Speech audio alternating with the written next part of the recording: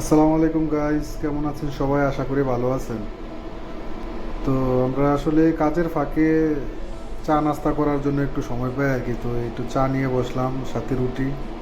তো ছোটোবেলায় পড়ছিলাম পাঠ্যপুস্তকের মধ্যে যে ক্ষুধার রাজ্যে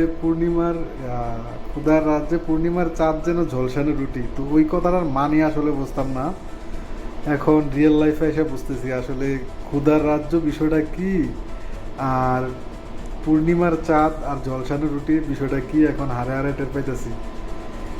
বুঝছেন, আসলে ক্ষুধার্ত অবস্থায় চা আর এক টুকরো রুটির যে কি স্বাদ আর কি তৃপ্তি, এটা প্রকৃত যারা ডিউটির ফাঁকে নাস্তা করতে আসে তারাই বলতে পারবো। ঠিক আছে, সবার কাছে এই জিনিসটা আসলে সবাই রিয়েলাইজ করতে পারবো না যে আসলে বিষয়টা কি।